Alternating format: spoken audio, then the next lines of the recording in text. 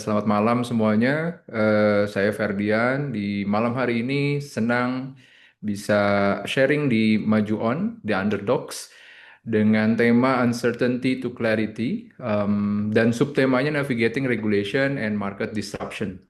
Sesuatu yang bukan hanya startup yang ngalamin, tetapi juga yang sudah big company yang sudah corporate itu juga pasti akan ngalamin. Hanya di certain level itu mesti ada sesuatu yang buat new stage itu akan ada the uncertainty-nya sendiri, kemudian di big company itu juga ada uncertainty-nya sendiri. Maka ini sesuatu yang bahkan bukan hanya entrepreneur yang akan ngalamin di kehidupan kita hari-hari juga akan ngalamin. The uncertainty to clarity. Hanya sesuatu yang kita kontekskan di malam hari ini, kita akan cerita tentang, atau saya akan sharing tentang navigating regulation and market disruption, sesuatu yang buat early stage itu sesuatu yang teman-teman bakalan ngelihat bahwa dunia entrepreneurship atau dunia bisnis ini bukan hanya tentang market, juga akan ada dengan regulationnya. Oke, so kenalan dengan saya Ferdian. Saya di industri teknologi sudah kurang lebih dari 15 tahun. Dari 2018, sorry, dari 2008 saya sudah develop satu teknologi waktu itu di Malaysia untuk me apa namanya menggathering data dari seluruh dunia waktu itu terkait dengan kemelayuan. Jadi aset-aset artefak Melayu waktu itu kita kumpulkan dalam satu database bekerja sama dengan University of Yale di USA. Kemudian concernnya pada saat itu ada culture yang ingin dikuatkan database-nya, ada budaya Melayu yang ingin dikuatkan database-nya, dan saya on behalf University of Malaya 2008. Pada saat itu anggap aja 2008 belum belum Facebook baru mulai begitu, Instagram udah ada belum ya di tahun itu, dan kita develop semacam kayak data science, data analytic, dan road to big data begitu ya kalau sekarang. Dan pada saat itu kita kumpulkan dan dipakai oleh faculty Akademi Melayu di University Malaya.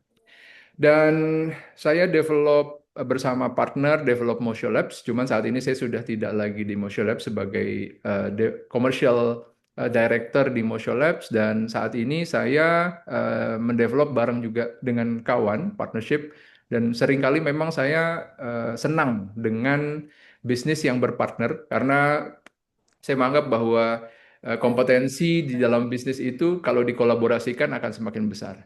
Dan saya develop Triventa saat ini, Operation dan Finance Consultant. Kita kliennya B2B juga, dan manufacture yang saat ini sedang kita tanganin. Dan saya juga aktif di organisasi atau asosiasi kewirausahaan. Saya di HIPMI Kota Bandung. Kalau di nasionalnya saya ada di TDA, Tangan di Atas Community, Entrepreneur Association, Tangan di Atas, level nasional, sebagai General Sekretarinya. Dan saya senang dengan satu sektor terkait dengan partnership.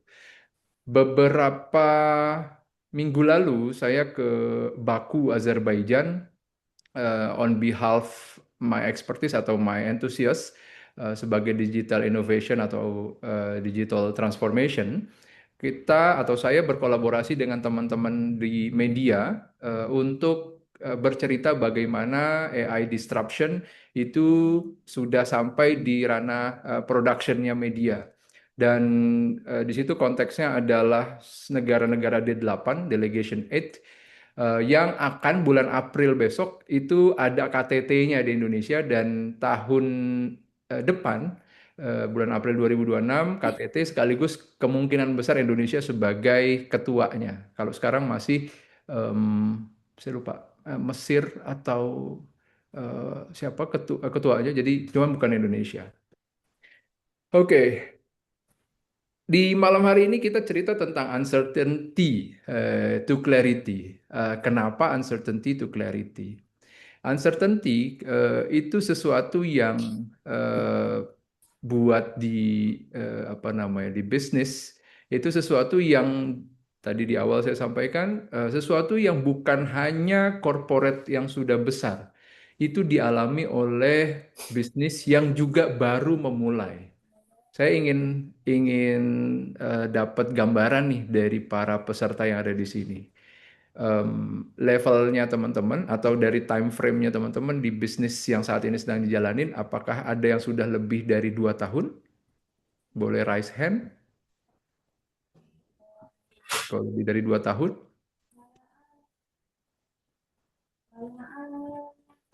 ada yang kurang dari 2 tahun.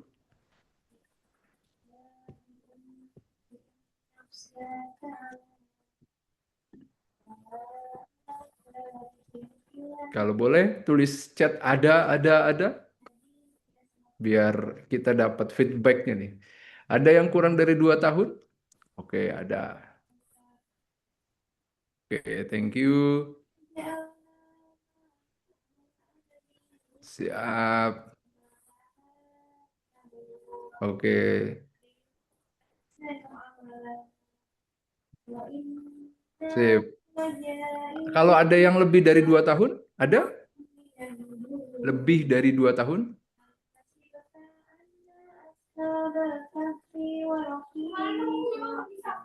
Oh, lebih dari 2 tahun nih. Track lifeguard.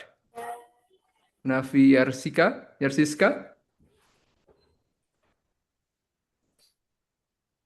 can you open your mic?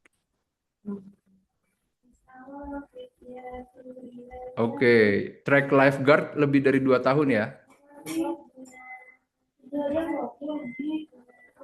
Oke, sip. Thank you. Saya lanjut lagi. Nah, uncertainty itu bukan hanya tentang yang sudah besar, tetapi juga buat yang baru memulai. Apa hal yang dianggap tidak certain, tidak sesuatu yang pasti terjadi? Apa yang ketika kita mulai kita berharap bahwa oke, saya punya produknya itu valid, kemungkinan besar valid market karena teman saya pakai gitu. Misalkan begitu. Kemudian saya jualan, saya create bisnis, kemudian saya lempar ke market yang lebih besar, bukan hanya teman saya yang pakai, tetapi lebih dari teman saya. So, di saat kita memulai seperti itu memang ada rasa optimisme dan ada rasa yang ini benar nggak ya terjadi bahwa produk saya atau services saya itu dipakai di market. Di situ mesti bakalan ada. Dan disitulah ketika kita memulai sesuatu, itu mesti akan ada certain dan uncertain-nya. Dan bagaimana kalau kita melihat dari perusahaan-perusahaan atau dari bisnis yang sudah besar, itu melihat certain dan uncertain-nya. So, kita apa namanya balik kira-kira sekitar 20 tahunan yang lalu. 23 tahun yang lalu, berapa? 20, 10, 20, 25, 27 ya, 27 tahun yang lalu ya, 97, sorry, 2000 ke 2025, 25, tambah 3, 28 tahun yang lalu pada saat 97. Anak-anak di bawah, kelahiran di bawah 2000 ada, wah saya doang nih angkat tangan, ada teman-teman yang lain? Oke, 97 di saat itu teman-teman bayangin 97 itu internet masih modelnya dial up ya. Kita di Indonesia itu telepon, kita nomor telepon saya ingat saya waktu itu adalah 08 09894 kali itu punyanya Telkom. Kenapa saya masih ingat? Karena eh, ada sound yang apa namanya disuarain gitu. Misalnya gini, waktu itu 08098994 kali. Ah, jadi ada lagunya begitu. Makanya saya masih ingat lagunya di tahun itu di 97 waktu SMA kita mau di momen itu belum ada internet yang seperti sekarang, tetapi kita sudah tahu bahwa ada internet begitu dan nggak semua orang mampu mengakses internet. Bahkan komputer aja waktu itu kan masih gede-gede banget begitu. Dan bayangin kalau kita sekarang pakai internet dengan kecepatan kalau misalkan di rumah, di kantor, di kampus begitu. Itu kan kecepatannya kita belanja ini deh, belanja First Media misalkan. Kemudian belanja IndiHome, belanja Biznet dan sejenisnya. Itu kan kita belanja 50 Mbps, 75 Mbps, 100 Mbps atau bahkan kalau buat tempat game itu bisa 1 giga begitu. Eh, dan bayangin sekarang tuh angkanya segitu, Mbps. Dulu seingat saya dengan yang 0809 dial up itu angkanya kecil sekali, 50-an, 56 kbps. KBPS. Ya, KBPS itu artinya kalau kita sekali download aja kita buka site itu kan perlu buat website yang biasa untuk openingnya perlu download data 10 mega. Berarti kalau KBPS itu sekian kali dan sekian kali lipatnya begitu ya, 50 kbps itu ke 10 Mbps itu sekian kali lipatnya. Berarti untuk buka website itu ke website yang sekarang itu lama sekali kan begitu. Dan kecepatannya begitu slow. Tetapi di momen itu, teman-teman bayangin, di momen itu eh Josh Bezos ya, itu mulai berpikir atau mengeluarkan produk atau services buat market yang di Amerika. Saya nggak ngeriset berapa kecepatan internet di Amerika, tetapi yang pasti masih sangat slow dibandingkan sekarang. Dan market belum terlalu educated dengan online. Dan saat itu Jeff Bezos itu membuat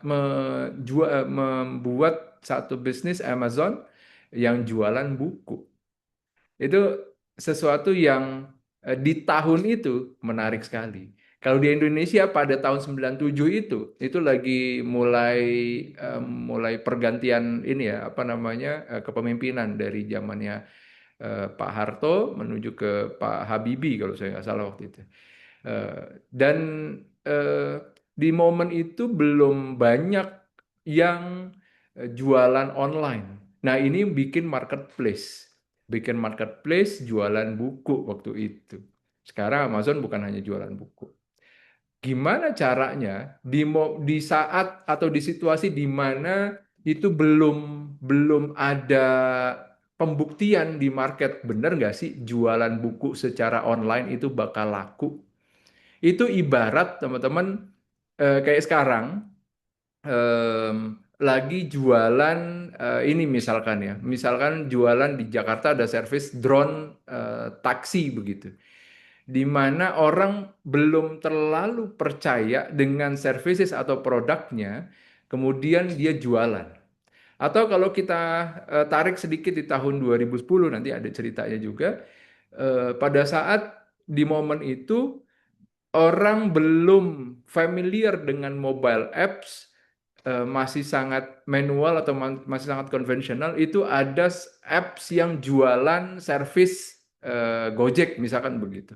Atau saya di 2010 itu juga do something di sana. Nanti saya akan cerita. Dan market didn't trust online payments apalagi.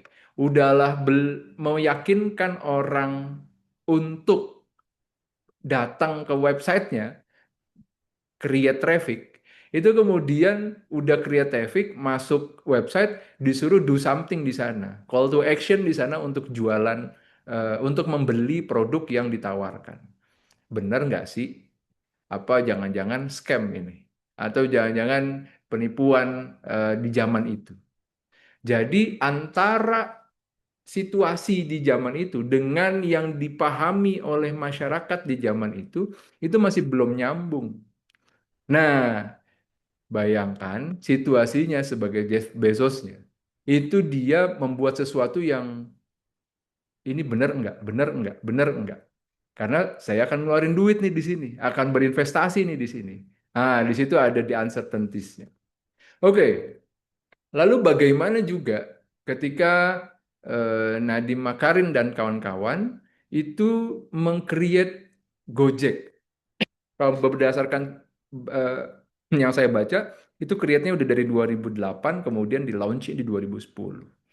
Dengan uncertainties di zaman itu 2010, mungkin masih zamannya BB ya, BlackBerry, kemudian juga belum terlalu apa namanya, Facebook juga baru mulai, kemudian itu masih mulai transisi. Di zaman itu sudah ada, kalau saya waktu itu kuliah di informatika, sebenarnya kita sudah pernah bikin model-model seperti ini di laboratorium. Bahkan parking system yang saat ini dipakai kalau kita ke mall begitu ya. Kemudian ada pakai parking system, itu kita udah pernah bikin. Saya udah pernah bikin di tahun 2000-an, itu menggunakan apa namanya, bahasa pemrograman. Waktu itu kita simulasinya pakai bahasa Pascal. Kalau teman-teman ada yang basicnya dari informatika, waktu itu Pascal. Mungkin sekarang udah nggak pakai lagi Pascal karena itu sangat udah ketinggalan zaman begitu ya dengan yang sekarang.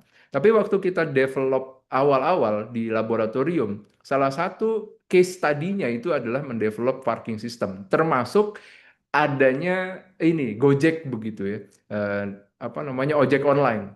Gimana sih caranya kita dari satu tempat berpindah ke tempat yang lain, tapi meminimalisir waktu tunggu, tetapi juga meminimalisir potensi adanya dispute ketika udah sampai lokasi kita belum deal. Berapa nih harganya? Dari apa namanya, kalau dari Bandung misalkan dari Dago ke Buah Batu begitu. Berapa sih harganya kalau 5 kilometer? Itu belum ada kepastian, belum deal-dealan begitu. Nah, the uncertainties-nya apa? Teknologinya. Teknologi yang waktu itu masih pakai di awal-awal itu masih menggunakan call center. Bayangkan call centernya. Call center itu saya masih masih ada relate-nya nih, call center kayak dulu zamannya pager. Mudah-mudahan teman-teman pernah dengar istilah pager. Pager itu satu alat kecil begitu yang yang bisa mengirimkan pesan dan hanya pesan aja. Dan untuk mengirimkan pesan itu perlu nelpon ke call center. Saya lupa berapa jumlah itunya ya, apa namanya, hurufnya yang disertakan, yang boleh maksimumnya tuh berapa, saya nggak ingat.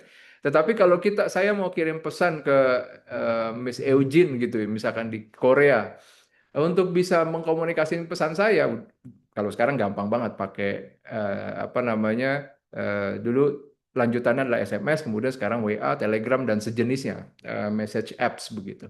Kalau dulu nggak bisa. Untuk ngirim pesan saya harus telepon ke call center. Halo, saya pengen kasih pesan ke nomor ID pager ini. Pesannya adalah tolong tunggu saya di apa namanya, di rumah makan A gitu misalkan.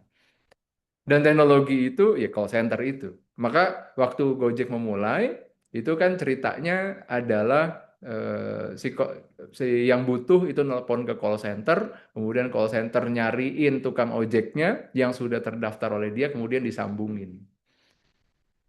Lalu juga culture. Selain teknologi yang juga uncertain, itu adalah culture. Resistant from conventional transportation. Sama-sama, dan saat ini di daerah-daerah tertentu itu masih ada ya resistensi dari conventional transportation.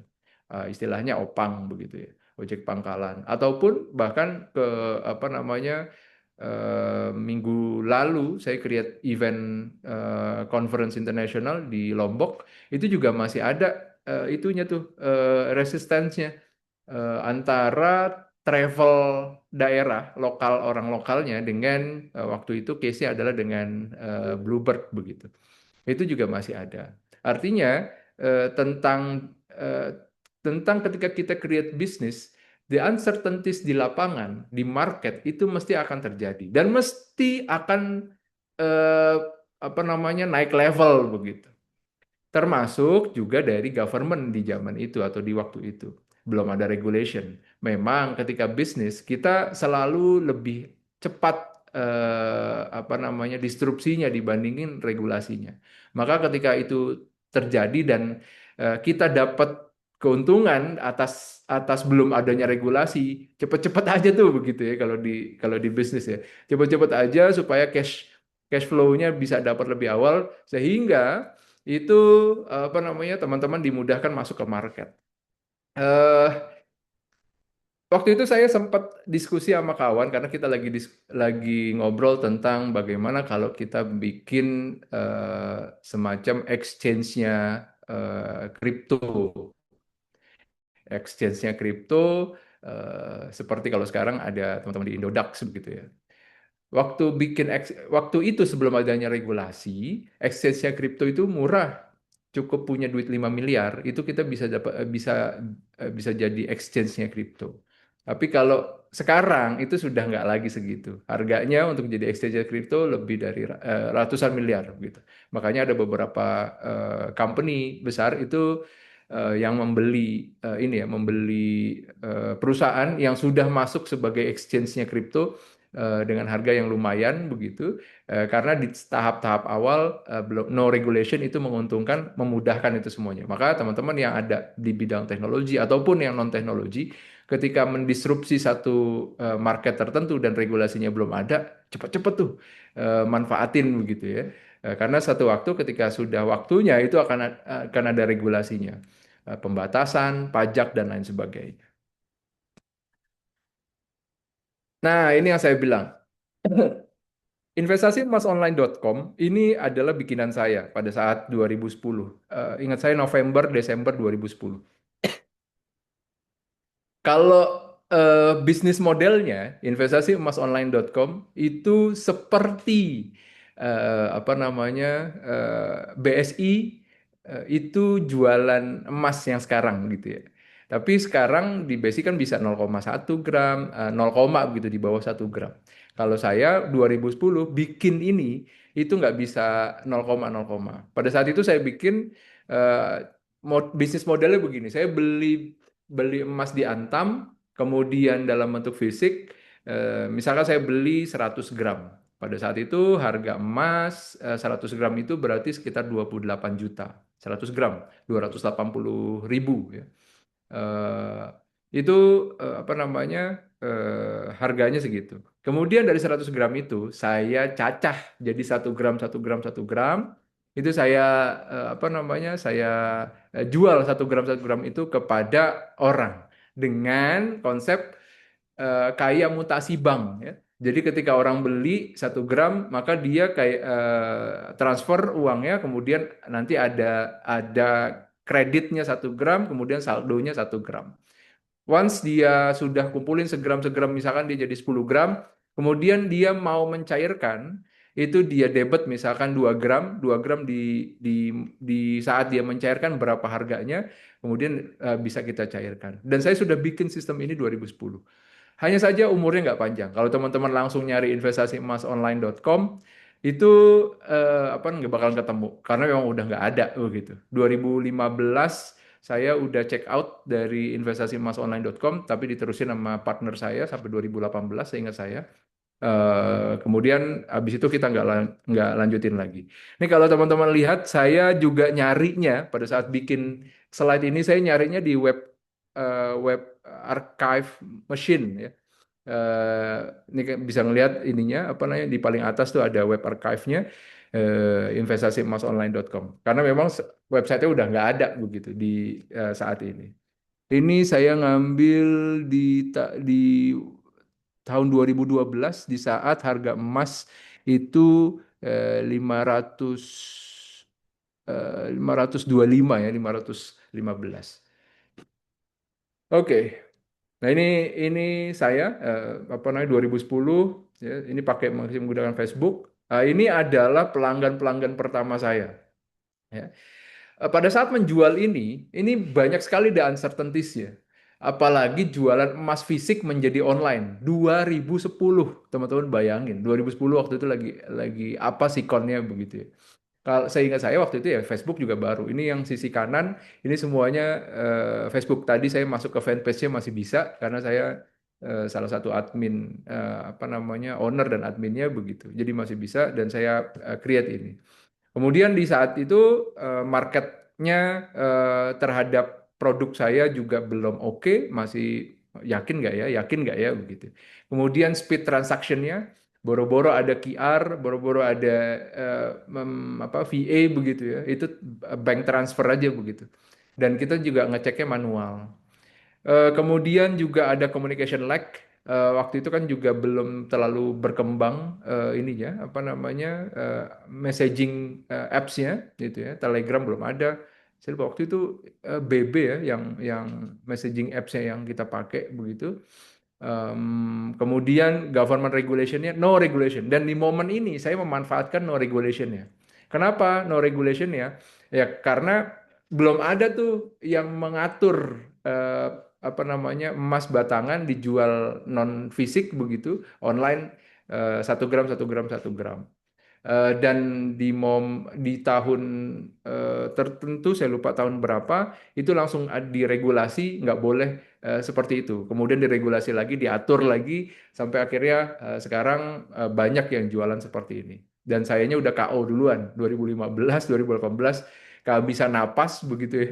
Jadi salah satu challenge-nya sebagai yang duluan itu perlu ngatur nafas agar di momennya itu kita dapat leverage-nya, bukan malah apa namanya ke bawah begitu ya, malah mati. Nah, ini saya punya pengalaman ini. Oke, buat startup, the uncertainty itu is not the enemy. Jadi the uncertainty itu bukanlah musuh buat kita. Market, regulasi, eh, apa namanya kebutuhan demand di market itu semuanya adalah uncertainty dan uncertainty itu bukanlah enemy, bukanlah musuh buat kita sebagai yang develop business. Tetapi karena itu adalah sesuatu yang di luar dari kendali kita, market itu kita nggak bisa kendalikan. Regulasi kita nggak bisa kendalikan. Itu semuanya ada outside of our business. Yang bisa kita kendalikan adalah diri kita dan bisnis kita yang ada dalam kendalinya. Maka ketika ada uncertainty di luar sana, uncertainty yang ada di market, ini yang perlu kita ketahui adalah bagaimana kita merespon marketnya. Maka di sini yang menjadi paradoksnya adalah uncertainty is not the enemy of startup. Maka lack of clarity itulah yang perlu kita ketahui, kita evaluasi. Oh, ternyata ketika marketnya berubah, ketika marketnya tidak nerima service dan produk kita, mungkin kitanya yang belum mengetahui bagaimana service dan produk kita itu cocok di market tersebut. Jadi, kalau istilah di apa namanya di bisnisnya, setiap produk ada marketnya dan setiap market ada produknya. Dan in my 15 years as an entrepreneur, the never experience a truly certain year. I've never experienced a truly certain year. The uncertainty never disappear, it's only change shape. Jadi ya uncertainty itu akan selalu ada. Bahkan saat ini saya jalanin bisnis itu juga masih akan terus ada uncertainty-nya. Kalau kita tidak bersahabat dengan uncertainty, kalau kita tidak menerima uncertainty adalah bagian dari entrepreneurship kita, bagian dari bisnis kita, wah bisa stres kita. Apa namanya di bisnis udah stres gimana cara generate revenue, kita bawa pula ke rumah begitu, ke kosan, ke tempat kita untuk mikirin itu semua yang makin stres kita. Bisnis gagal, hidup juga bisa jadi gagal gara-gara itu. Maka kita perlu bersahabat, perlu acceptance dengan uncertainty. So, uncertainty is part of our journey.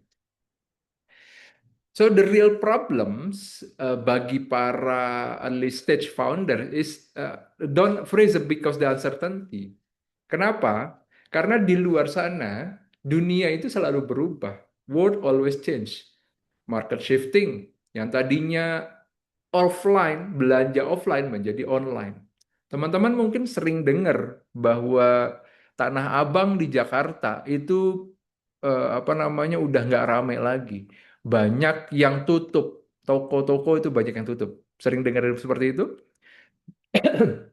Apalagi pada saat COVID kemarin begitu ya. Itu apa transformasinya bukan lagi shifting tapi transform dari satu keadaan yang biasa pertemuan menjadi tidak pertemuan secara onsite atau offline-nya, tetapi pertemuannya secara online.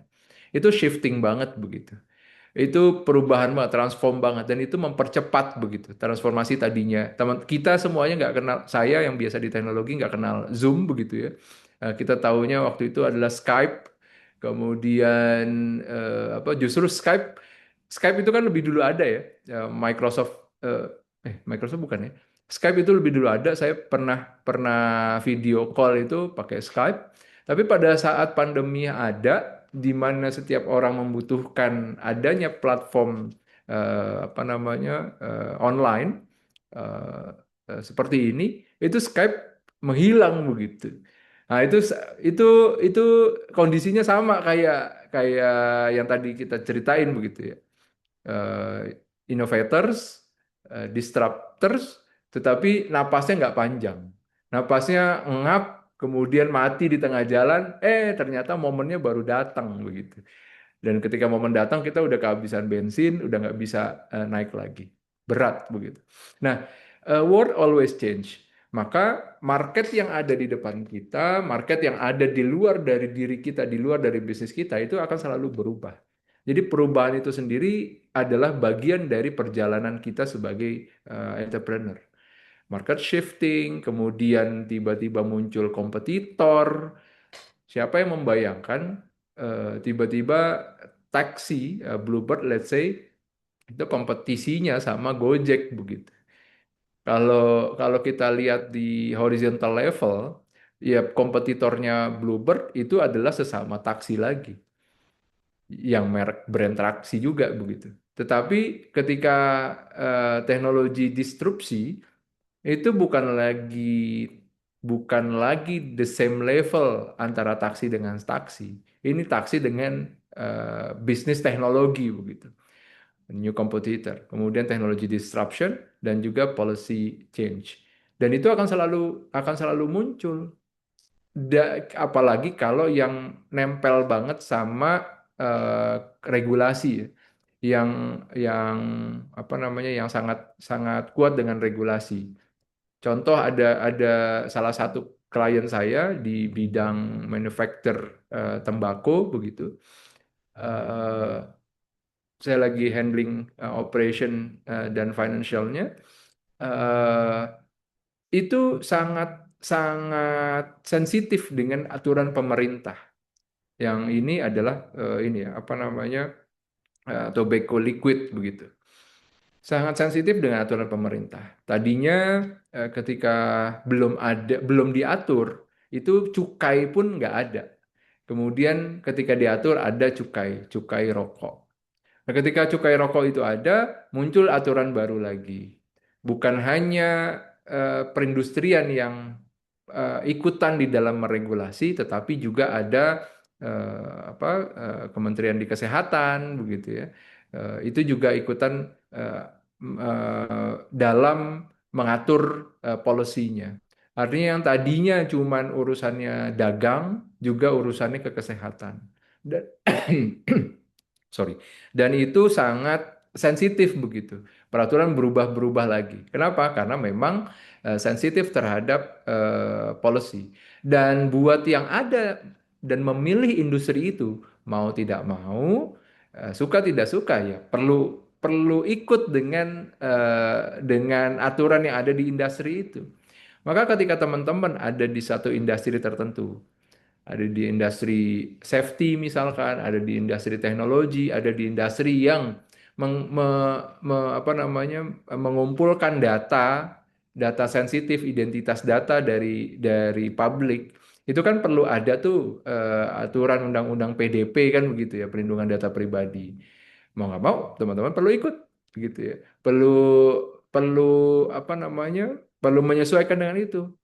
Kenapa? Karena memang sudah diatur, sudah ada aturannya yang perlu mengatur itu semuanya supaya semua stakeholder itu merasa lebih aman. Dan every changes create new games, new rules, the new mindset player. Buat yang sudah lama berada di industri dan belum ikut online industri, let's say fashion begitu, teman-teman saya di community TDA itu biasa punya toko banyak di Tanah Abang, di setiap city ya, di setiap kota itu ada distributornya, ada resellernya. Kemudian dengan adanya commerce, Tokopedia, Shopee, dan sekarang TikTok Shop, itu gameplaynya udah berbeda lagi. Itu apa namanya, kalau nggak masuk, kalau kemarin kan kalau ada istilah yang cukup cukup famous di market begitu di kita di pengusaha itu kalau nggak online you akan mati gitu, go online or go die, ceritanya begitu tuh. Maka setiap daerah itu dibuat literasi digital, digital literasi, melek terhadap digital. Dengan adanya seperti itu, ya ini hal yang dua mata sisi. Buat yang bisa memanfaatkannya dengan baik untuk kepentingan bisnisnya, itu juga bisa jadi leverage ya untuk bisnisnya semakin tumbuh. Di sisi yang lainnya, buat yang nggak bisa ngikutin itu, dia bisa siap-siap untuk ketinggalan, nggak dapat momen, dan buat yang udah duluan itu susah dikejarnya begitu. Tetapi semua semua apa namanya, semua disrupsi ini itu adalah yang ada di luar dari diri kita. Market, teknologi, policy, kompetitor, kompetisi dan lain sebagainya. Itu di luar diri kita. Contoh misalnya apa namanya Gojek yang tadi saya sampaikan.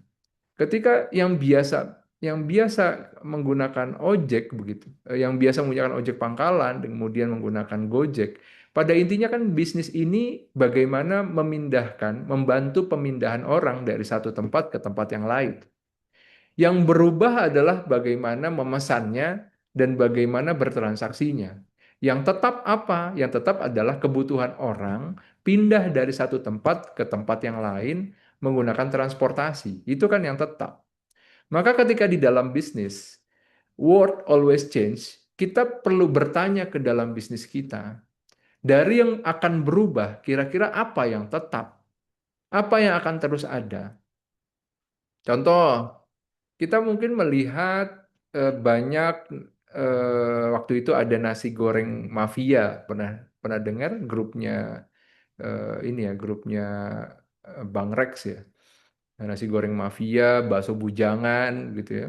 Eh, Itu kan pendekatan-pendekatan baru, yang warung abnormal juga ya, pendekatan-pendekatan baru di apa namanya, di kultur yang baru, di segmen market yang baru gitu. Yang berubah adalah bagaimana mendeliverinya dengan cara lebih modern tampilan tempatnya, kemudian lebih rapih yang menyuguhkannya, dengan vibes yang lebih enak begitu. Bisa juga tempat meeting. Itu yang berubah. Yang nggak berubah, yang nggak berubah kalau misalkan model warung abnormal itu ya Indominya nggak berubah. Dari dulu Warmindo udah ada. Orang-orang apa namanya, kalau di kalau di Bandung, di Jawa Barat begitu ya, Warmindo itu lengket banget. Apalagi Jakarta begitu, masuk ke Jakarta itu Warmindo udah dari dulu udah ada.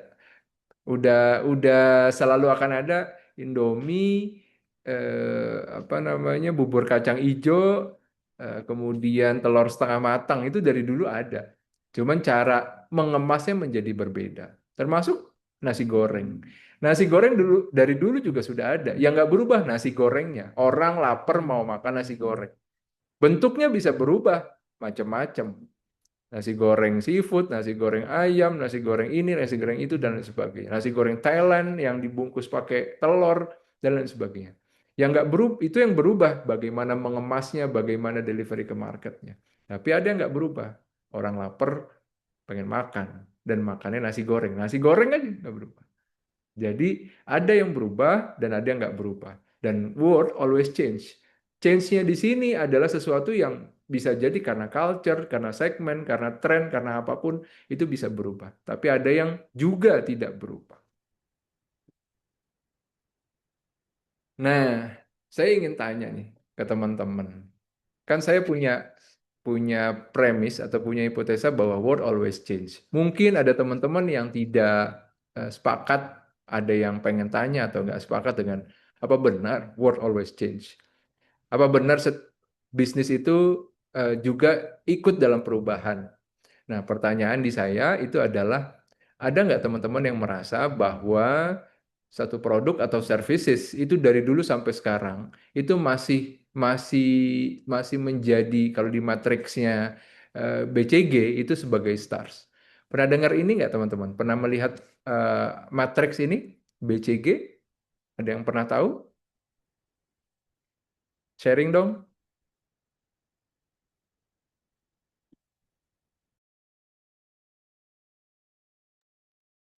Ada yang pernah tahu matriks BCG? Boleh sharing?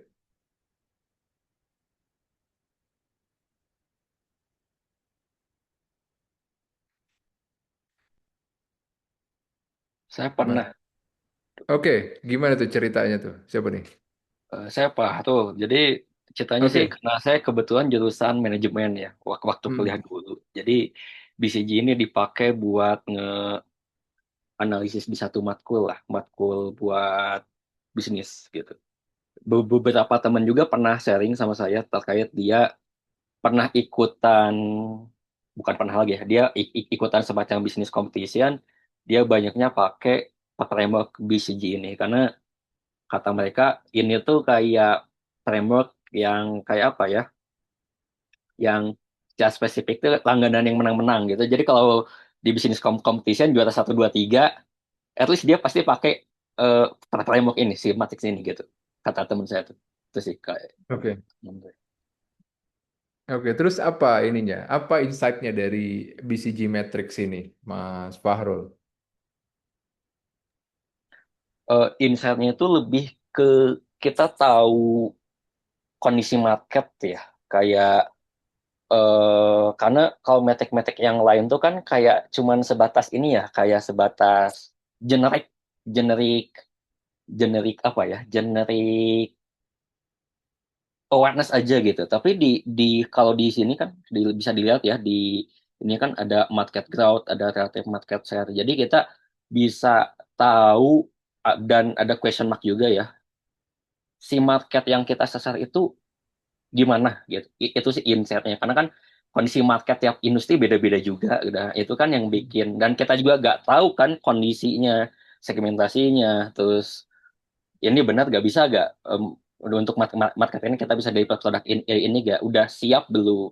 Nah itu sih kalau dari saya, pengalaman saya sih begitu. I see, I see.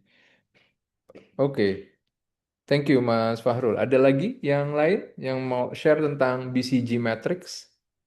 Eh, izin Pak, saya ingin menambahkan sedikit. Perkenalkan, nama saya Fikri Firmansyah. Saya mahasiswa dari Telkom University. Eh, Kurang lebih sama case-nya sama Pak Fahrul. Itu diajarkan di salah satu mata kuliah di Telkom, salah satunya di ruang lingkup manajemen. Kalau untuk startnya sendiri itu untuk indikator pangsa pasar tinggi, Pak. Eh, dan untuk yang gambar sapi itu lebih ke arah ini sapi perahnya, ibarat kata mah, yang Hmm. dimana tuh pangsa pasarnya tinggi sebenarnya, tapi pertumbuhannya tuh rendah. Nah, kalau question mark itu pangsa Hmm. pasarnya rendah tapi pertumbuhannya tinggi. Kayak evaluasinya tuh kayak layak diinvestasikan lah apa enggak gitu.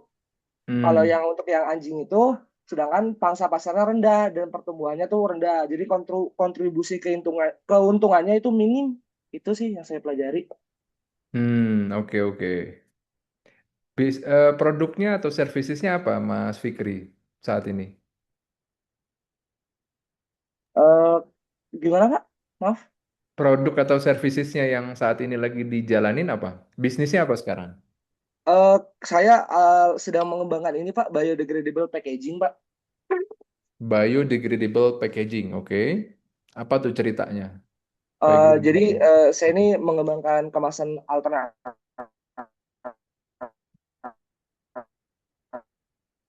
Pakai pengembangan dasarnya itu pakai sumber daya hayati tumbuhan Pak.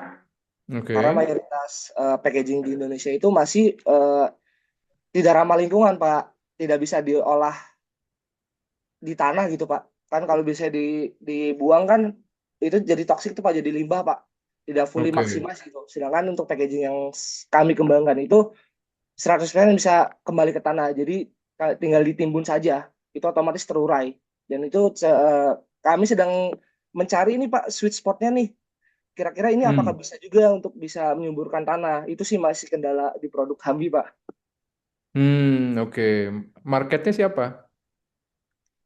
Untuk marketnya sih kami sih mencari marketnya itu B2C, Pak. Untuk UMKM di bidang fragile goods, terutama di bidang fashion, itu yang masih kami riset dulu sih, Pak. Itu target sementara kami, Pak.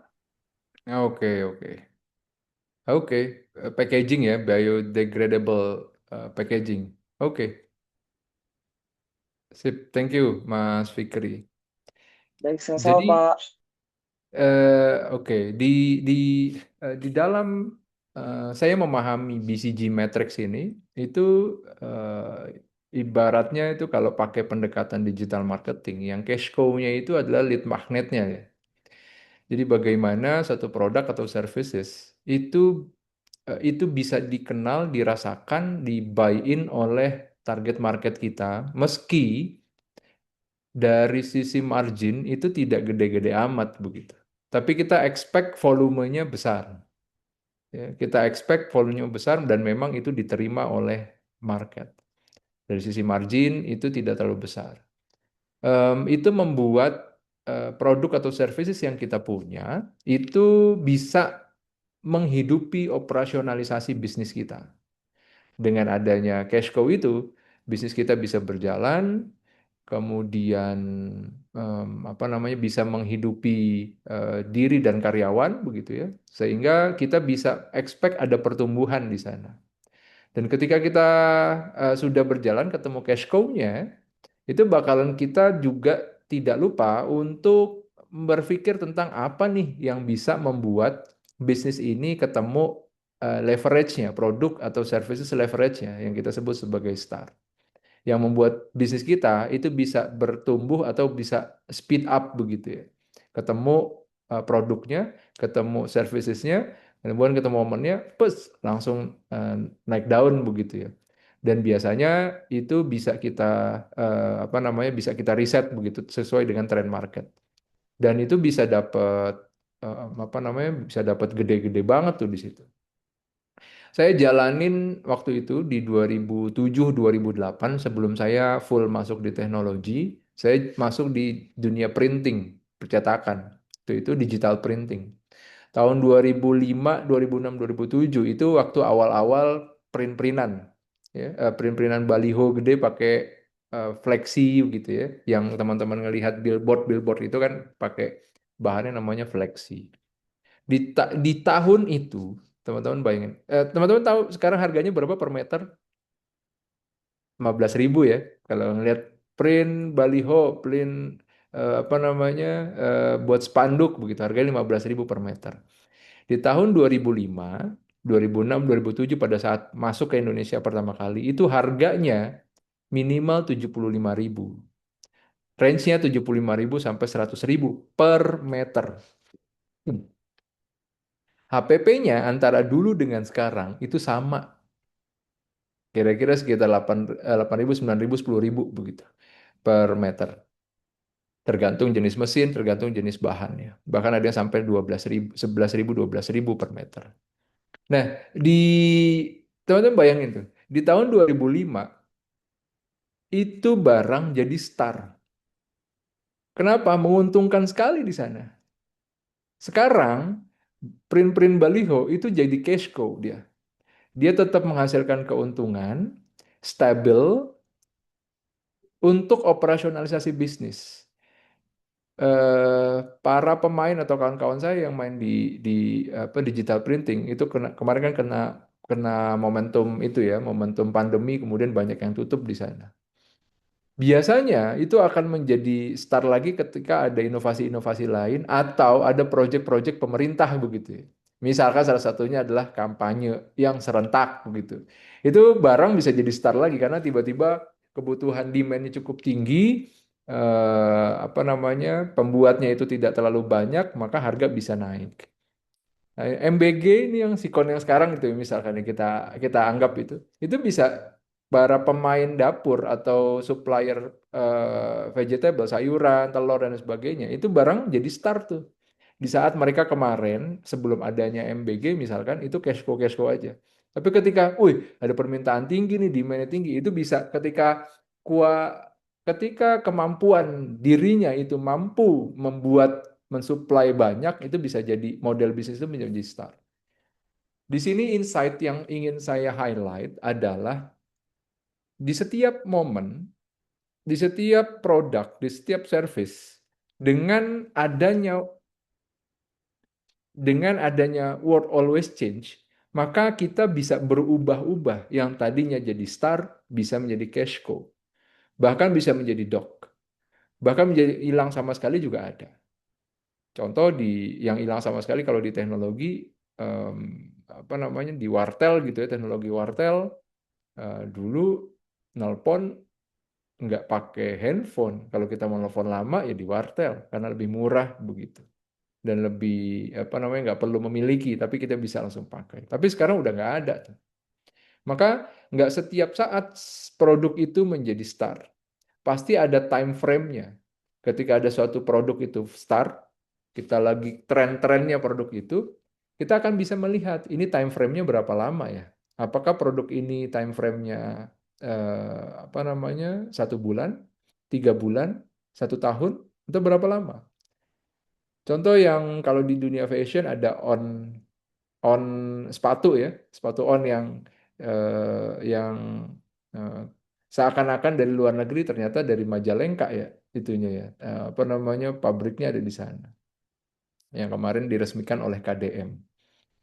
Em, Sebelum ada on kan ada produk sepatu yang lain kan begitu ya. Ada produk sepatu yang lain yang dia diminati oleh market. Nah, on lagi naik daun nih.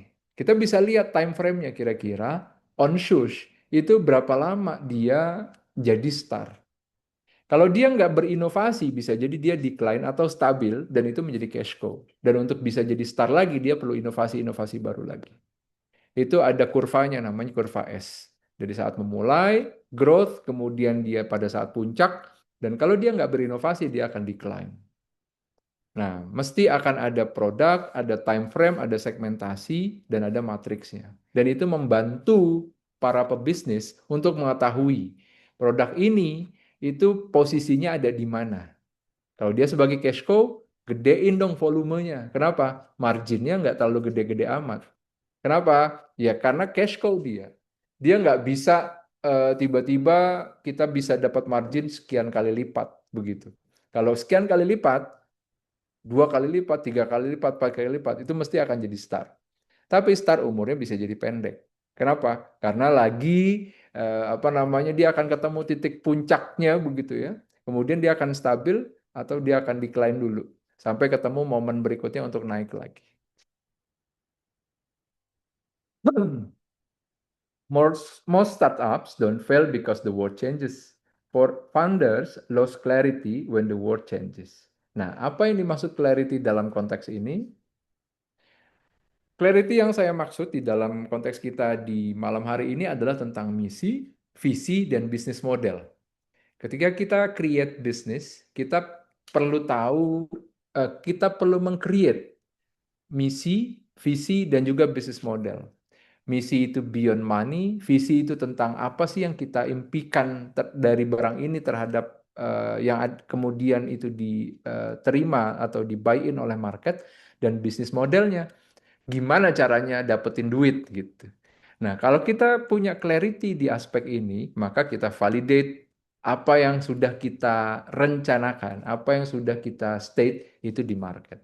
Then your vision, your mission, and your business model validate di market.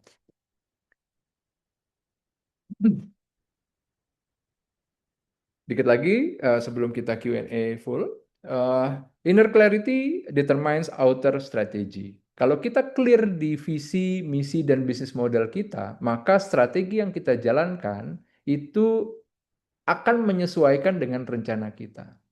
Strategi adalah sesuatu yang bukan tentang apa yang mau kita lakukan saja, tetapi strategi adalah sesuatu yang tidak perlu kita lakukan. Jadi, kadang kita bisa jadi FOMO dengan strateginya orang lain. Padahal itu bukan momennya kita, bukan time frame-nya kita menggunakan itu. Pada saat kita baru memulai, yang perlu kita lakukan adalah bagaimana memvalidasi produk atau services kita itu memang valid di market. Bukan langsung sebanyak-banyaknya berinvestasi, sebanyak-banyaknya buka cabang. Tentu tidak seperti itu. Kenapa? Kita belum tentu barang kita itu valid di market. Sebagaimana tahapan para startup begitu ya. Misalkan yang saat ini masih ada Gojek pada awalnya itu juga validate the market. Benar nggak sih orang itu mau shifting dari yang tadinya untuk transportasinya dari satu tempat ke tempat yang lain biasanya ketemu langsung dengan opang, ojek pangkalan, ini mau pakai aplikasi. Bener nggak sih orang yang tadinya belanjanya itu langsung tatap muka, ini mau belanja di e-commerce. Saya di TDA itu ada salah satu founder eh, eh, apa namanya bukan marketplace ya, dia jualan pakaian muslim waktu itu secara online dan itu 2010 dia udah bikin namanya sakina.com. Apa yang terjadi? Nah, mirip-mirip yang tadi saya sampaikan di awal. Duluan bikin, inovasi duluan, ternyata di market itu belum ready dan akhirnya fail. Pada saat momennya nih, momennya sekarang semua brand itu pakai website commerce-nya sendiri-sendiri. Itu which is itu adalah 10 tahun kemudian, 15 tahun kemudian dari 2010, itu baru mulai marketnya kita ini itu baru mulai ngeh bahwa oh ya aman kok belanja di websitenya orang gitu. Kenapa begitu? Karena sudah kebentuk tuh apa ekosistemnya. E-commerce dengan Tokopedia-nya, dengan Shopee-nya, dengan Lazada-nya, dengan Zalora-nya, dengan banyak begitu ya. Itu sudah kebentuk dan orang udah mulai terbiasa menggunakan itu. Artinya transformasi kita belanja itu perlu waktu kurang lebih 10 sampai 15 tahun mengubah satu budaya yang tadinya belanjanya apa namanya langsung tatap muka menjadi belanjanya online. Dan pada saat seandainya kita baru memulai, kemudian kita langsung develop apa namanya market market commerce sendiri dan itu tidak murah begitu ya dengan investasi yang lumayan, itu bisa jadi bukan strategi yang tepat kalau baru memulai. Kita perlu validate dulu the market dengan cost yang paling apa namanya efisien begitu. Kalau di bukunya Lean Startup, kita coba jalani dulu, kita tahu apa namanya apakah valid ini di market, bahkan penolakan-penolakan itu kita serap. Kenapa sih Anda menolak? Dan bisa jadi dia bukan segmentasinya kita. Jadi gitu. Maka inner clarity tentang misi, visi dan bisnis modelnya kita itu akan membuat strateginya apa namanya berbeda. Grab dengan Gojek sama-sama aplikasi transportasi, kok sama-sama tetap eksis ya? Di saat apa namanya ada perusahaan apa tuh yang dari Amerika yang nggak mampu bertahan juga di sini, kemudian dia balik lagi ke Amerikanya, Grab, Gojek, apa satu lagi? Oh, saya jadi lupa tiba-tiba. Uber bukan Pak? Yes, Uber. Dia nggak compete di sini. Kalau yang kemarin saya sempat dengar dari teman-teman yang teknologi itu karena ininya apa namanya eh, birokrasi ya, birokrasinya cukup panjang untuk membuat satu inovasi yang ada di Indonesia itu dia perlu ACC dari apa namanya regional, kemudian juga perlu ACC dari Amerikanya. Jadi cukup panjang tahapannya di saat dimana aplikasi-aplikasi yang seperti Grab dan Gojek itu untuk mendapatkan ACC inovasi, untuk mendapat persetujuan inovasi itu nggak sampai beberapa level. Maka kecepatan untuk inovasinya cukup tinggi dan buat yang Uber itu tidak mampu menandingi itu, akhirnya mereka check out dari Indonesia. Nah, Uber dan Gojek beda, sama bisnisnya tapi beda strateginya. Mana yang masuk ke mana yang masuk ke market dengan motor duluan, mana yang masuk ke market dengan bukan motor, mobil duluan begitu. Dan positioningnya juga beda. Yang saya baca, eh, Gojek itu pendekatan memang transportasi. Kalau Grab itu pendekatannya waktu itu yang apa namanya yang saya baca adalah bagaimana membuat kalau kita dari satu tempat dari Jakarta ke Bandung, kemudian kita mau jalan-jalan di Bandung, itu yang kepikiran adalah kalau pakai taksi itu kita nggak jelas nih berapa sih ongkosnya dari stasiun Bandung ke Dago misalkan begitu. Karena bisa aja lewatnya lewat jalan yang lebih ramai, lebih jauh, sehingga ongkosnya jadi lebih jauh. Lah, kalau itu terjadi, nggak jelas dong, jebol dong nih budget saya buat jalan-jalan. Nah, si Grab itu masuk di positioning itu. Anda datang ke satu daerah, nggak perlu khawatir lagi dengan harga taksi yang berubah-ubah. Cukup pesan Grab, maka Anda apa namanya dapat fixed cost-nya, dapat biaya yang sudah pasti. Nah, itu diambil positioning itu lama-lama dapat. Ketika lama-lama dapat, validate the market dapat, produk itu kan tambah lagi Grab bike-nya begitu. Termasuk yang Gojek bukan hanya tentang motor, tapi kan ada Gokar dan lain sebagainya. Sama industrinya, beda cara masuknya, beda positioningnya. Nah, itulah strategi. Ketika kita ngambil satu strategi tertentu, itu bukan tentang apa yang selalu kita jalankan, tetapi apa yang tidak kita jalankan. Itu juga menjadi penting sekali begitu. Karena kadang kita FOMO juga. Misi itu tentang apa namanya kenapa kita access beyond the money. Visi tentang what future are intentionally creating dan juga business model how we create money. Entrepreneurs don't respond to the reality. They respond to the meaning. Mungkin pernah melihat gambar yang di sebelah kanan, kalau punya meaningnya old lady dengan young lady. Ya. Mana yang teman-teman melihatnya apa? Apakah melihatnya old lady atau young lady? Maka kita ini dengan objek yang sama memungkinkan adanya perbedaan aksi atau perbedaan perilaku, perbedaan strategi. Objeknya padahal sama. Facing the same regulation, ada bisnis yang melihat, oh ini pembatasan. Tapi ada juga yang melihat bahwa ini bukan pembatasan, ini adalah opportunities. Karena yang dibatasi ada, berarti ada yang tidak dibatasi. Ya, adanya masalah di market itu bisa jadi dianggap sebagai masalah yang membuat kita apa namanya kesulitan, tetapi ada juga yang menganggap teman-teman semuanya begitu ya melihat bahwa adanya masalah itu kan opportunity dan ketika adanya opportunity maka di situ ada apa ada money begitu ada revenue ada margin di sana. Sebenarnya ini tentang objek yang sama. Karena meaning yang kita punya beda atas objek itu, maka respon kita berbeda-beda. Begitulah kita sebagai entrepreneur merespon. Maka kita perlu menambah meaning-meaning entrepreneurnya nih. Kalau kita positioningnya sebagai entrepreneur atau sebagai pebisnis, begitu ya. Kalau saya masih pada posisi, kalau positioningnya sebagai pebisnis, maka you need to find how this business create money, gitu ya. Bukan hanya tentang social impact-nya, itu mah belakangan. Kenapa? Karena apa namanya? Ini positioning saya sebagai pebisnis, how to create money dulu nih begitu.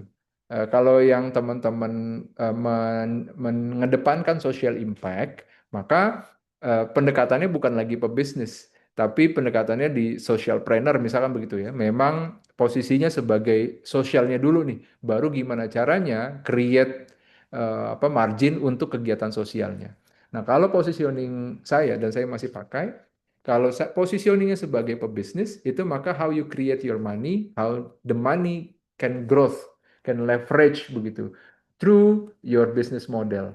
Dengan adanya revenue yang meningkat, maka kita bisa memberikan impact sosial yang besar juga. Nah, itu juga perbedaan pendekatan begitu ya. Kalau saya ambil pendekatan yang pebisnis, yang create money, kemudian dan create social impact. So, kalau kita lihat yang apa namanya terjadi, teman-teman mungkin tahu begitu ya, waktu itu ketika adanya disrupsi, adanya perkelahian antara ini dan itu kan begitu, from this to this begitu ya. Ketika di market udah ternyata market butuh loh. Nah, daripada berantem antar industri begitu, entitas di dalam industri, kita kolaborasi aja deh gitu ya. Nah, akhirnya mau dari manapun kita bisa dapat bisa dapat transportasi. Dan terakhir tema apa namanya yang saya ingin highlight tentang uncertainty to clarity adalah tentang reaction to resilience. Kenapa ini menjadi penting di dalam menjadi penting dalam fundamental teman-teman memulai usaha? Karena kita ketika usaha, kita akan melihat bahwa usaha yang mau kita jalanin itu, wah ini berpotensi menguntungkan nih begitu ya. Istilahnya kalau di dalam emotional cycle of change, itu adalah uninformed optimism. Jadi, jadi ada satu semangat ya bahwa, oh saya melihat industri ini, bidang ini menguntungkan nih buat saya nih. Ada sesuatu yang teman-teman rasakan, duga itu menguntungkan. Uninformed optimism. Ada optimisme yang dirasakan bahwa oke, bisnis ini bagus nih untuk saya. Tapi belum validate dong di market. Kenapa? Ya you belum action. You belum do something di bisnis, masih pada posisi konseptual, membayangkan, kemudian you create the business proposal begitu. Itu uninformed optimism. Kemudian you do something, you act, lakukan sesuatu, jalan. Nah, yang tadi dibuat, ya, yang diproposalkan, yang dikonsepkan, itu kan dijalankan. Nah, ketika dijalankan, maka akan ketemu tuh, bener nggak sih optimisme saya? Maka ketika optimisme itu divalidate di market, itu teman-teman bisa jadi akan merasakan ini. Bukan bisa jadi juga ya, mesti akan jernihnya ke arah sini juga. Baik itu yang dapat duluan momentum momentum transaksinya, kemudian dia akan decline, atau yang pas masuk ke market langsung decline gitu. Oh ternyata nggak sesuai ini dengan yang saya planningkan begitu.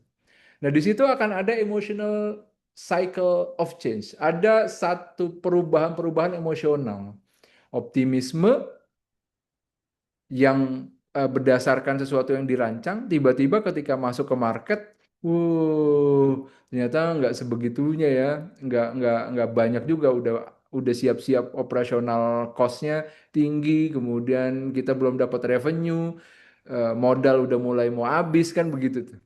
Akhirnya ada inform pesimism. Tadinya optimis menjadi pesimis yang tervalidasi di market. Revenue belum dapat, operasional cost-nya tinggi, dan lain sebagainya. Akhirnya tadinya optimis itu menjadi pesimis. Dan itu terjadi di market. Udah punya semangat, tiba-tiba di market nggak sesuai dengan ekspektasi. Dan itu lumrah terjadi di dalam diri kita. Maka ketika itu terjadi, karena perasaan itu selalu valid tuh, bahwa kita pesimis, bahwa kita optimis awalnya kemudian kita pesimis, maka itu valid bahwa perasaan kita nggak pernah salah. Yang menjadi kesalahan adalah ketika kita memaknai pesimisme kita dengan makna yang membuat kita tidak berdaya. Maka pemaknaan yang tadi di sebelumnya, bahwa uh, entrepreneurs don't respond to the reality, they respond to the meaning. Maka penting untuk kita mencari meaning-meaning baru, makna-makna baru atas kejadian-kejadian kita di market, kejadian kita di lapangan. Ketika kita persiapan mau jualan, kita datang ke calon klien, baik yang retail maupun yang B2B, ketika ditolak ini dan itu begitu ya. Ya itu bagian dari perjalanan, dan ketika kita pesimis atas itu ya oke, pesimis. Saya sedih nih atas atas apa namanya, produk saya nggak valid di market, ternyata apa namanya, nggak sesuai dengan planning saya. Itu satu hal tuh, ketidaksesuaian, ditolak sama market itu satu hal. Cuman apa maknanya ditolak oleh market? Kan begitu tuh. Makna itu yang membuat kita bergerak dari satu tempat ke tempat yang lain, dari satu cara ke cara yang lain. Kalau pada posisi itu ternyata produk atau servicesnya itu bukan sesuai dengan marketnya, bisa jadi kita perlu cari market yang berbeda. Karena em, produk atau services yang sukses itu kan pendekatannya bisa dua, teknologi driven atau market driven. Nah, buat teman-teman yang apa namanya, yang memulai dari teknologinya atau dari produknya atau dari servisnya, maka teman-teman perlu mencari market mana yang memang mengkonsumsi, yang memakai produk atau servisnya teman-teman. Kan berbeda nih kalau market driven, ngelihat ada kebutuhan di market, you create the product, you create the service. Maka apapun bisa buy in, bisa dibeli langsung di sana oleh market, karena market butuh. Nah, emotional cycle of change ini adalah lumrah buat para pengusaha, buat para pebisnis begitu. Maka ketika ketika emosionalnya itu lagi berubah dari optimisme ke pesimis, sampai bahkan ke valley of despair begitu ya, sampai hampir desperate nih kita nih begitu ya atas kegagalannya kita. Nah, itu titik terendah itu seringkali akan bermakna bouncing lebih tinggi, kira-kira begitu ya. Cuman, itu bisa terjadi kalau kita berhasil memaknai situasi itu. Berhasil memaknai apa sih sebenarnya yang sedang terjadi dengan saya. Apakah kapasitas saya yang kurang? Apakah produk saya yang nggak sesuai dengan market? Apakah market saya yang nggak sesuai dengan produk? Nah, pemaknaan-pemaknaan atas itu yang membuat kita, oke, kalau begitu kita cari strategi yang lain nih. Cari taktik yang lain nih. Kita adjust deh produk kita agar sesuai dengan market yang ada di sini. Kalau nggak mau berubah marketnya. Kalau marketnya mau berubah, berarti cari marketnya, apa namanya, produknya, eh, nyesuaiin dengan market, target marketnya. Karena tidak semua produk itu fit dengan semua market, gitu ya.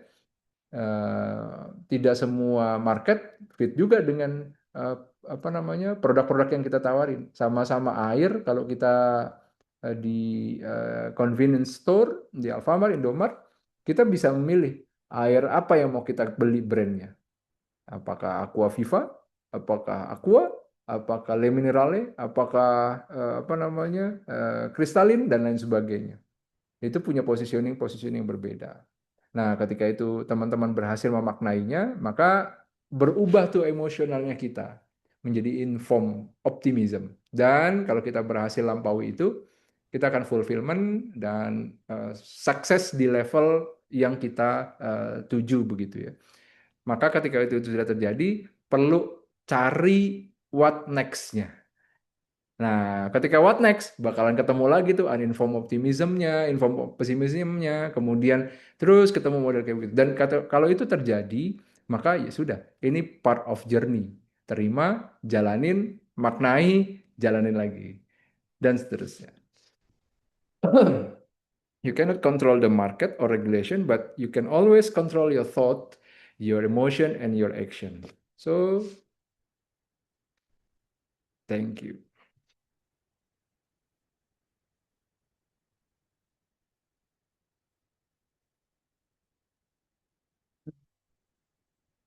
Oke, thank you Kak Ferdian untuk sesi hari ini. Oke, teman-teman jangan lupa yang mau bertanya. Oh, tepuk tangan dulu dong buat Kak Ferdiannya ya untuk sesi hari ini. Oke, seperti biasa teman-teman yang mau bertanya silakan, silakan di-scan QR code-nya. Ada yang ingin ditanyakan kah untuk ke Kak Ferdiannya untuk sesi hari ini? Dipersilakan nih yang mau nanya, ada nggak? Aku boleh, Kak Ferdian. Ya. Kan pengalamannya Kak Ferdian kan banyak banget ya. Tadi dari kegagalan-kegagalan dan lain sebagainya gitu ya. Boleh tahu dong, udah berapa kali sih gagal gitu ya? Nah, terus dari kegagalan-kegagalan itu gitu ya, apa yang bikin Kak Ferdi itu punya riset lain yang apa ya, terus jalan terus gitu ya? Jadi tadi udah disampaikan di slide terakhir tadi ya. Apa tetap bagaimana kita apa ya tetap continue gitu ya bagaimana menanggapi memaknai sesuatu dan lain sebagainya gitu. Nah, kalau dari pengalamannya Kak Ferdian sendiri nih sama motivasi apa nih yang bisa Kak Ferdian kasih buat teman-teman di sini gitu ya. Aku yakin banyak juga nih yang pada stage yang sama gitu ya hari ini gitu ya. Kemarin aku coaching Hmm. beberapa startup juga.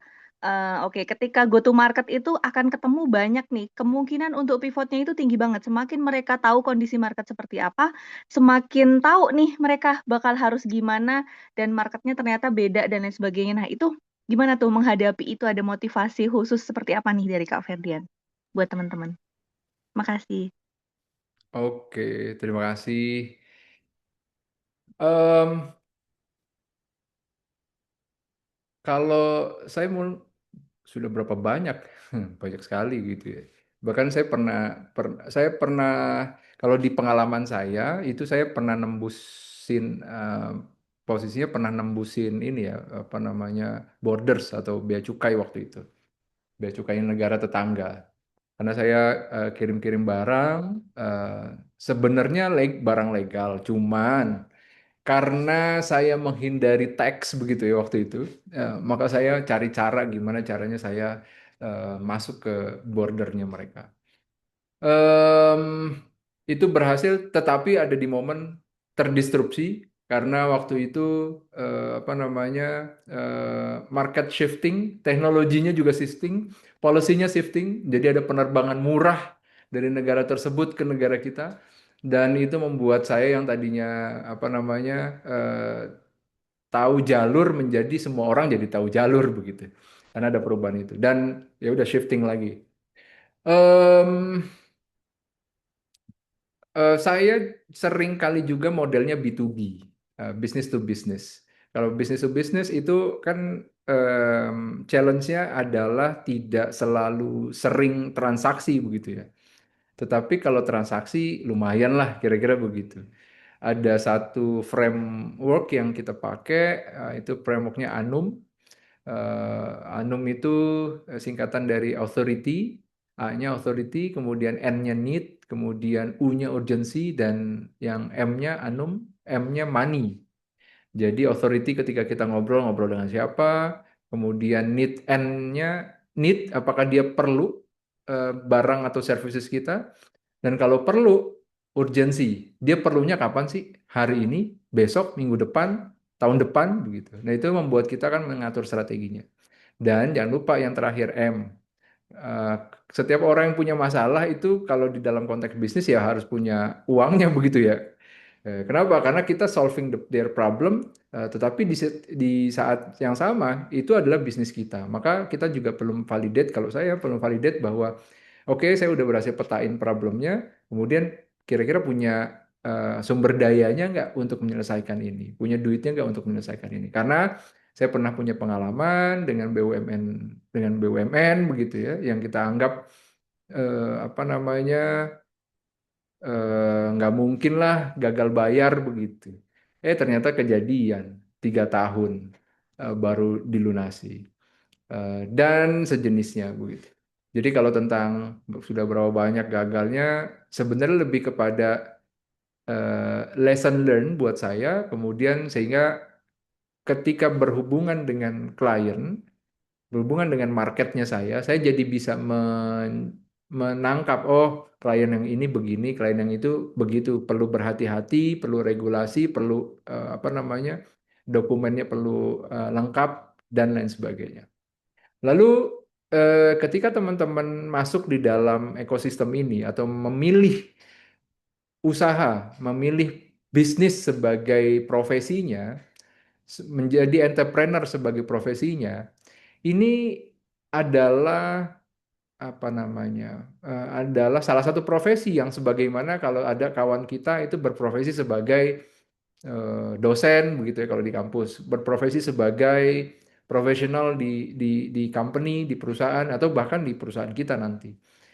Entrepreneur itu juga profesi. Artinya konsekuensi atas atas profesi kita itu ada. Ketika ada apa namanya, ada case penipuan, kemudian ada scam, ada karyawan yang tidak sesuai dengan value perusahaan, tapi dia menghasilkan revenue paling besar, misalnya gitu. Itu kan challenge tuh. Kita punya orang sales, dia bagus banget ngasilin salesnya, tetapi value-nya nggak sesuai dengan kita. Value apa? Misalnya eh, apa namanya? Misalkan value kita adalah misalnya ini ya, value-nya adalah semua perusahaan kita harus sarapan pagi, misalkan begitu. Dia nggak pernah sarapan pagi. Kalau itu value utama, maka wah nggak bisa semua karyawan saya harus sarapan pagi. Padahal dia menghasilkan sales yang terbesar. Nah, gimana itu kita meresponnya? Memecatnya, mengkompensasinya. Nah, kalau memecat, sayang nih revenue. Kalau mengkompensasi, nanti berarti ada karyawan yang lain nih yang mau ikut-ikutan juga begitu, model kayak begitu. Dan lain sebagainya. Sehingga pada saat teman-teman jalani bisnis dan melabelkan diri teman-teman sebagai entrepreneur, sebagai pebisnis, adanya kita lagi banyak duit, lagi susah duitnya, lagi ketemu masalah, yaitu itu dunia kita begitu. Jadi kalau udah memilih jalan apa namanya sebagai pengusaha, problem itu perlu kita petakan benar-benar, perlu kita kontekstualkan. Ketika problem itu di bisnis ya di bisnis aja udah begitu. Jangan bawa-bawa ke rumah. Nah, melatih itu kita sebagai pebisnis melatih itu perlu sering-sering. Sehingga masalah di bisnis tetap di bisnis, jangan kita bawa ke rumah, jangan bawa kita ke pasangan dan lain sebagainya. Gitu kira-kira. Dan em, kuncinya sih satu ya, acceptance ya. Terima terima problem yang teman-teman hadapi di dalam bisnis ini. Karena kalau teman-teman apa namanya sudah memilih entrepreneurship ini, bisnis ini sebagai profesinya, maka nggak bisa dibandingin dengan masalah dengan kawan yang lain yang bukan profesinya sebagai pengusaha.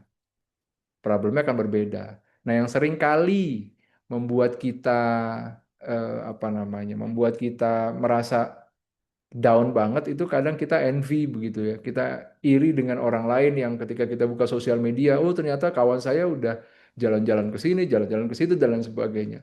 Dan itu muncul ya tuh, wah gagal nih gua nih begitu. Dan ketika kita gagal pun, ketika kita lagi ada masalah pun, yang ada masalah ya masalah di bisnis itu, kitanya tetap berharga. Jadi perlu punya perlu self esteem, perlu punya self efficacy buat diri kita ya. Sehingga kita apa namanya bisnis dan kita itu dua hal. Diri kita dengan bisnis itu dua hal.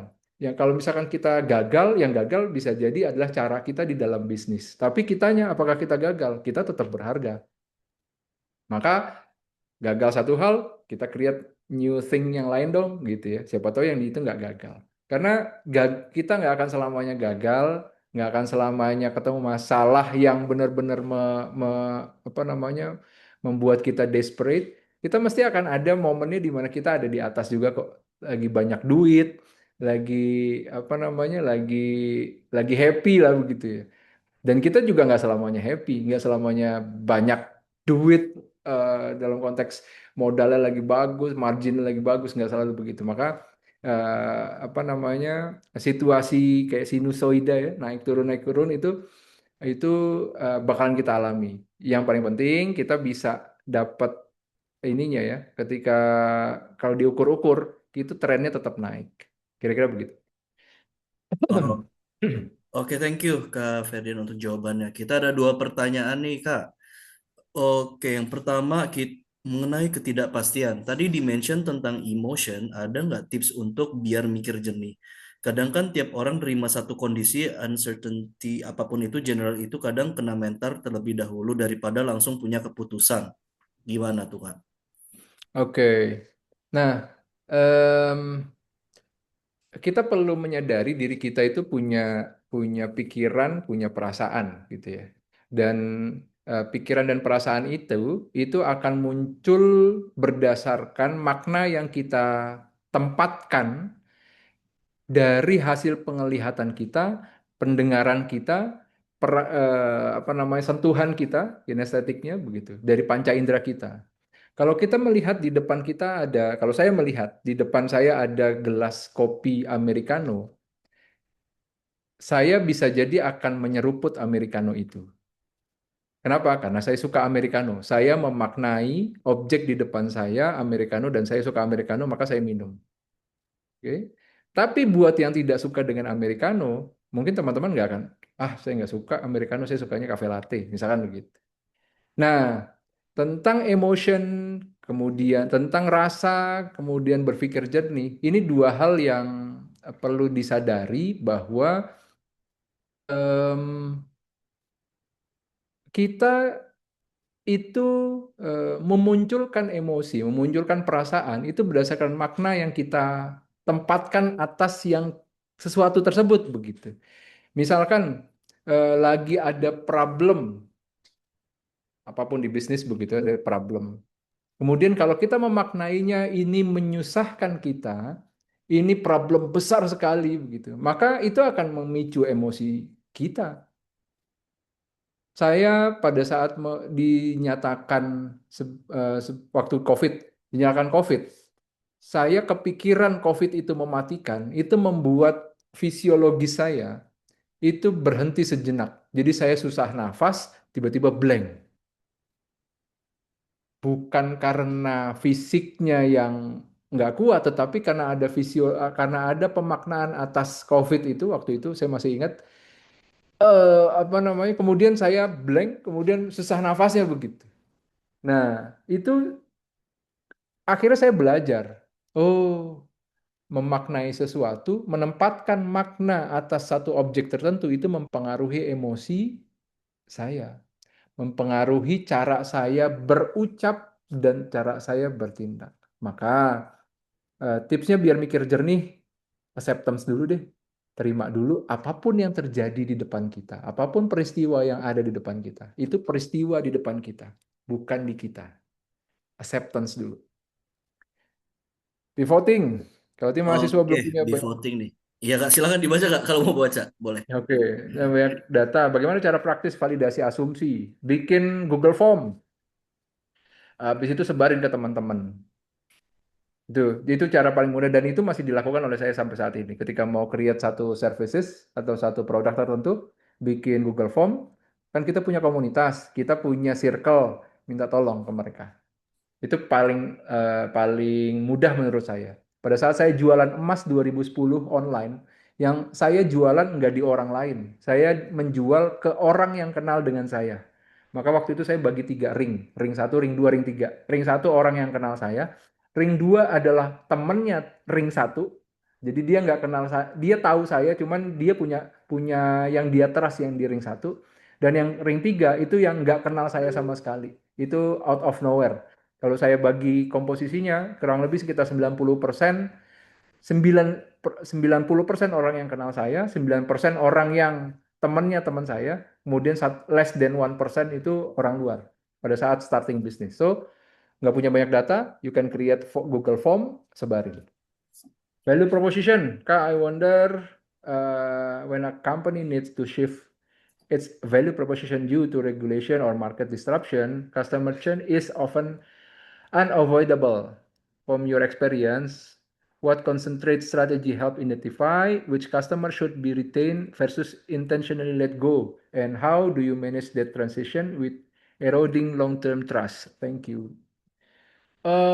Sepengalaman saya, memang yang apa namanya, yang paling eh, biasa kita punya market itu tiba-tiba kita tutup, kita stop, kita nggak lagi main di market itu. Em, itu emosional. Menurut saya tentang value proposition, kemudian apa namanya apa namanya concentrate strategy. Strategi yang pertama kumpulin data, collect the data, and let the data or let the number speak. Biarkan data itu, biarkan numbers itu bicara. Jadi ketika kita ngambil keputusan, let it go, or kita apa namanya, or kita pertahankan pelanggannya, let the data speak, let the number speak. Dan kalau memang sudah kita putuskan untuk tidak lagi main di positioning itu, tidak main di segmentasi itu, ya udah, let it go. Karena kadang yang masih nyangkut itu perasaannya, emosinya. Tapi kalau udah, oke, saya pindah, ya udah jalanin. Kayak em, apa namanya, saya nonton apa Mission Impossible begitu ya, yang terakhir 2025 kan ya, yang apa tuh, yang eh saya lupa judulnya, 2000, Agustus 2025 saya kemarin nonton, tapi di pesawat itu tentang ini apa namanya, si si eh kok saya lupa nama siapa ininya, pemainnya, si aktornya, aktor utamanya itu kan ketika dia planning sesuatu udah perfect, kemudian akhirnya dia situasinya itu membuat dia mengubah mengubah strategi, dan dia meninggalkan strategi yang sudah dia plan begitu saja. Oke, ganti, segera segera pindah ke strategi yang lain. Dan shifting market itu reals begitu. Jadi ketika kita udah shifting, ya udah tinggalin aja yang lalu, ya sudah selesai yang lalu, stop yang lalu, nggak perlu dipikirin lagi. Kita masuk ke market yang baru, kita masuk ke segmen yang baru. Kira-kira seperti itu. Pivoting, bisa nggak cerita konkret menyusun rencana pivot yang rapi, mulai dari riset masalah, milih segmen yang baru, sampai uji coba MVP. Menurut Bapak, bedanya pivot yang sehat dengan gonta-ganti ide apa? Indikatornya apa? Kemudian faktor internal, leadership, dan lain sebagainya. Kalau saya simpelnya adalah ngelihat revenue.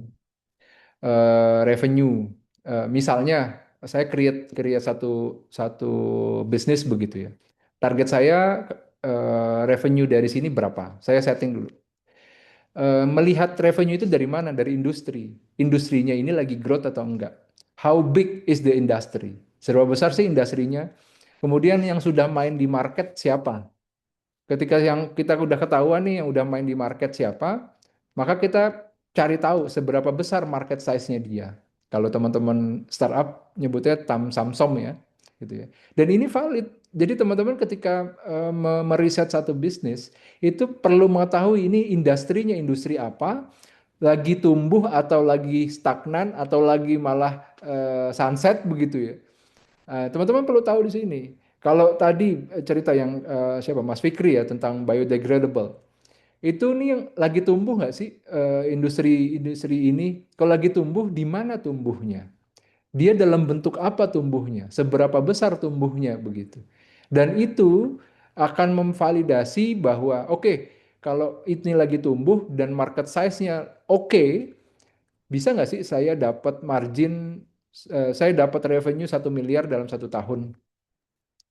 Bisa nggak saya menyusun itu? Produk-produk apa saja yang saya bisa susun? Berapa harganya, perlu terjual, volumenya berapa? Nah, kalau dari situ kita melihat, oke, kalau gitu dari mana kita memulainya?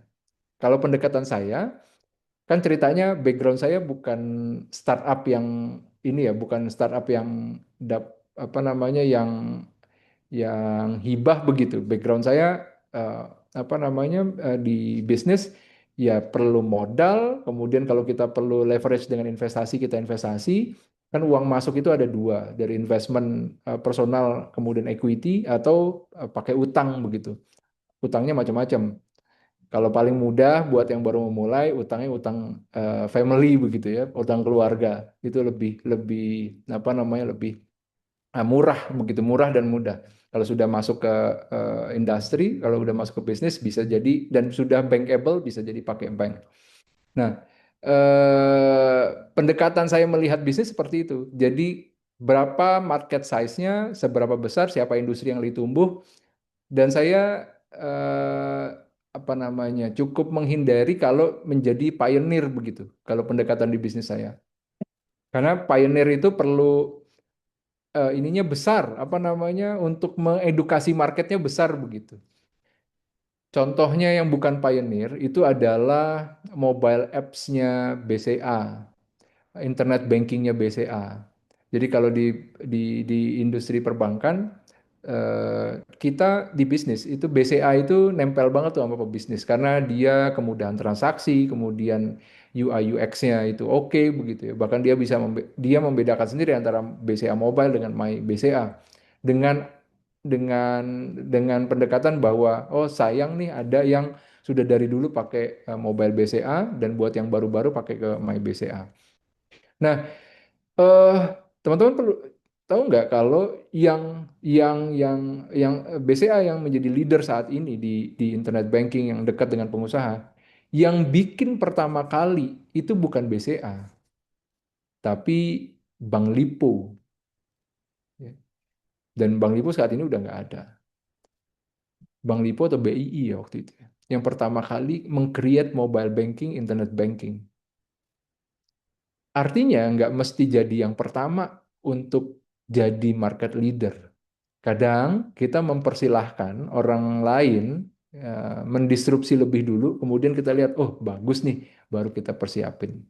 Begitu. Jadi tentang pivoting, em, bagaimana apa bedanya ketika pivoting, apa namanya, gonta-ganti ide begitu, pivot yang sehat. Kalau saya ngelihatnya dari situ aja, Mas Fikri. Jadi kita mau target berapa nih di bisnis ini? Mau target 100 juta setahun, which is itu adalah sekitar berapa? 8 jutaan ya per bulan. Bisa nggak nih? Dalam berapa lama kita mau dapetin angka ini? Kalau kalau apa namanya dan berapa modal kekuatan kita tuh berapa berapa duit? Kita punya modal 10 juta. Bisa nggak kita create 10 juta itu jadi 100 juta dalam termin waktu sekian lama? Gitu. Kalau itu dan kita di tahapan itu perlu perlu siap dengan istilahnya apa ya? Cut loss-nya lah begitu ya. Cut loss-nya atau stop loss-nya begitu. Jadi udah berhenti, jangan sampai habis-habisan banget begitu. Nanti selanjutnya apa namanya, modal berikutnya kita masih siap untuk ketika pivot kita masih siap. Nah, kalau saya pendekatannya seperti itu. Jadi mungkin ada pendekatan yang lain dan saya tahu ada pendekatan yang lain begitu ya. Kalau saya lebih kepada produk atau services ini oke nggak di market. Kalau misalkan nggak oke, meski itu adalah yang sejarahnya kita dari sana begitu ya, ya sudah tutup aja begitu. Cukup itu dimuseumkan begitu ya. Kita segera beralih, segera berpindah ke tempat yang ke bisnis yang lain. So begitu Mas Fikri dan teman-teman semuanya. Thank you. Oke, kayaknya untuk Q&A sessionnya saya tutup ya. Thank you Kak Ferdian sudah hadir hari ini, sudah meluangkan waktu untuk kita semua. Semoga menjadi input ya, feedback buat teman-teman di sini juga. Sekali lagi terima kasih Kak Ferdian. Tepuk tangan dong buat Kak Ferdian. Thank you Sehat semuanya. dan sukses selalu Kak Ferdian. Thank you.